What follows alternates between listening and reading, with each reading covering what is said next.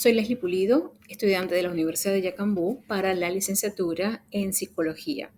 Hoy estaremos conversando sobre el psicoanálisis clásico de Freud y para ello hemos elegido analizar un episodio de Historias de Diván donde estaremos trabajando sobre la culpa de Antonio para entender cuáles son los conceptos de la teoría psicoanalítica clásica freudiana. Freud dice que la personalidad está conformada por tres instancias psicológicas, llamada ello, yo y superyo. La personalidad no es una u otras, sino la interrelación de las tres. A continuación veamos a qué alude cada una de estas instancias.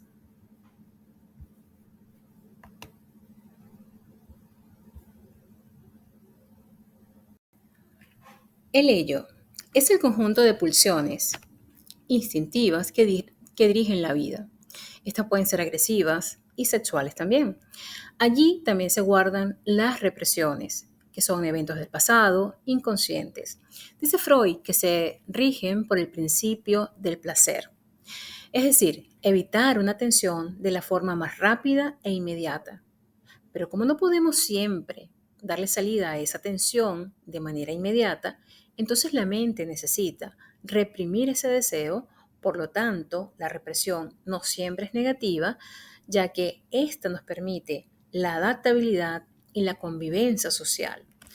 Pero cuando la represión es mantenida por mucho tiempo, sin mediación del yo, entonces se experimentan conflictos internos muy violentos que alteran nuestra conducta y perturban esa convivencia con los otros. ¿Qué es el superyo entonces? Es la moral, las normas estrictas que el individuo interioriza sin ser conscientes de su interiorización. Este conjunto de normas actúa sobre el yo, vigilando, amenazando y castigándole. El superyo está regido por el principio del deber. Este surge con las normas que se aprenden en la relación familiar y también social. También se trata de una instancia inconsciente. ¿Qué es el yo? El yo es consciente y a la vez preconsciente. En esta instancia se manifiesta lo que puede hacerse consciente en un momento determinado y también lo que todavía no está totalmente consciente, es decir, aquellos recuerdos que apenas emergen a nuestra mente, pero que vuelven a estar como ocultos. Se rige por la racionalidad, es decir, el principio de realidad. Intenta hacer una intermediación entre lo que el ello, es decir, el ello, las pulsiones más instintivas, la realidad y lo que exige la sociedad. Busca entonces la autoconservación y la adaptabilidad. Se sirve de la sublimación, ya que el yo evita la tensión y dice, no puedes en este momento, a la vez que le permite cumplir con tu deber. Es decir, como el yo no puede vivir permanentemente en ese conflicto, entonces el yo se sirve de la sublimación, en donde convierte esos impulsos inconscientes en acciones que sean socialmente aprobadas o aceptables.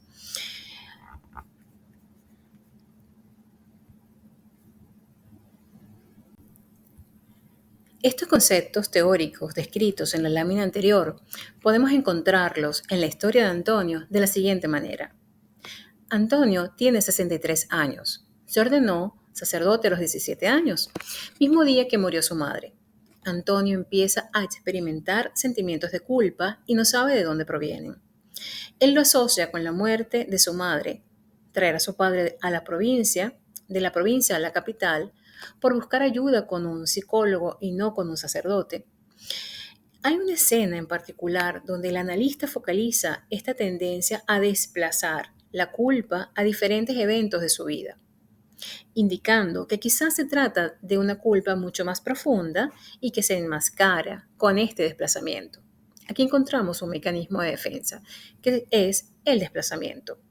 Se le podría llamar también formación sustitutiva, donde este constituye un desplazamiento psíquico de un elemento importante inconsciente a uno menos importante. Antonio se muestra enojado en diferentes escenas, con algunas confrontaciones y precisiones que le hace el analista. Los síntomas destacados por el yo de Antonio son la culpa y el enojo asociado a la instancia del ello, mientras que la culpa a la del superyo, ya que se siente culpa cuando se desobedece una norma y se piensa en el castigo. Él internalizó una frase que su madre repetía: nada permanece oculto a la mirada de Dios. Y ya veremos cómo en el transcurso de este análisis podemos encontrar que esta frase está muy asociada a esa culpa y a esa represión que él tuvo de algunos eventos de su historia pasada. En diferentes sesiones, Antonio va profundizando aún más en su enojo, ya que es un sentimiento que también está desplazado hacia las mujeres y hombres que atienden la iglesia. Sin embargo, recuerda que el detonante ha sido la relación con Mariana, a quien eligió llamar Mari. Consideraba que este nombre representaba su ingenuidad e inocencia. El analista empieza a indagar qué asocia Antonio con el nombre de Ana, ya que hay una escena donde enojado llama a la joven por el nombre completo, Mariana, y dice: ella mira diferente, ella me mira diferente, como una mujer, y no entiendo si yo elegí apodarle Mari, porque me parece que va más con su inocencia. Aquí se manifiesta otro mecanismo de defensa, la proyección. La proyección ocurre cuando una representación reprimida se proyecta hacia afuera de forma desfigurada. El sujeto, en vez de reconocer dicha percepción o pensamiento, se lo atribuye a una persona o a un agente externo. Antonio describe que a sus 17 años estuvo con una joven a quien hace mucho no recordaba, llamada Ana. Él y su amigo Roberto estaban por tener relaciones sexuales, cada uno con sus chicas. Antonio no pudo. Aunque deseaba sexualmente a Ana y tener intimidad, él solo escuchaba los gemidos y los sonidos de la cama donde estaba Roberto con su amiga. Ana y la otra joven eh, se van de la habitación y Antonio no entendía lo que estaba sucediendo con él y le comenta a Roberto sin encontrar respuesta a su incertidumbre. Antonio, devastado, regresa a su casa porque su mamá estaba agonizando y horas después fallece. Él quedó tan devastado por todo lo que había vivido y tan confundido que decide ordenarse como sacerdote esa misma tarde. Ese recuerdo que estaba inconsciente ahora se hace consciente y lo llevó a sentirse mucho más angustiado y con más culpa. Apenas están emergiendo a su preconsciente otros recuerdos y es cuando puede acceder a un contenido más profundo en el que narra una experiencia infantil donde a sus 6 años tuvo un contacto homosexual con Roberto, su mejor amigo.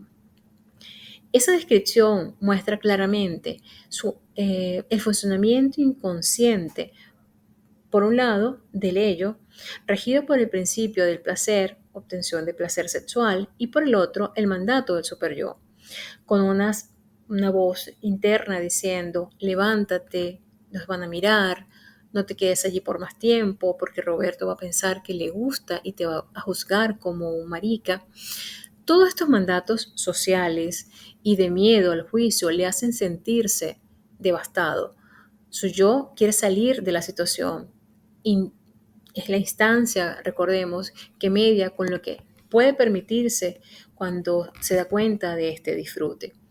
No lo soporta, se levanta y corre con fuerza del maizal donde estaba ocurriendo este acto sexual y observa que hay una luz muy hermosa que se filtra entre las ramas del maizal. Él se queda devastado, siempre recurre a esta expresión por lo ocurrido, sin comprender nuevamente todas las sensaciones placenteras que experimentó y a la vez con una sensación de haber hecho algo malo. Este evento fue reprimido ya que tan solo era un niño de 6 años y su yo no tenía la suficiente fuerza para poder lidiar con tantas sensaciones y pensamientos en ese momento.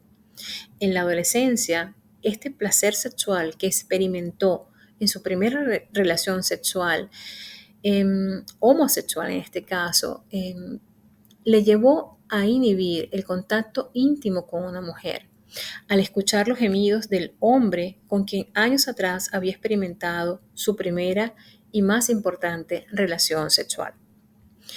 Em, Estos recuerdos son completamente reprimidos. Otro mecanismo de defensa que está presente en toda la historia es entonces la represión, lo cual es una representación de recuerdos o conocimientos que se vuelven intolerables para el yo. El aparato psíquico lo reprime, volviéndolo inconsciente, por lo que el sujeto la olvida, o más bien desconoce que lo recuerda. El yo actúa como si nunca hubiera ocurrido dicho acontecimiento, hasta el fracaso de la defensa, tras lo cual vuelve a intentar reprimir la representación o bien se vale de otros mecanismos para someterla y mantenerla en el olvido. En este caso, la culpa lo llevó a pensar que el castigo por su homosexualidad había sido la muerte de su madre, quien decía, nada escapa a la mirada de Dios, frase con la que él le da significado al rayo de luz que entró en el maizal. Llegar a este recuerdo reprimido le permitió entender por qué no pudo buscar apoyo en la consejería espiritual. Ahora que esto emergió en su conciencia, tiene la oportunidad de explorar otros aspectos de su vida y quizá renovar su espiritualidad.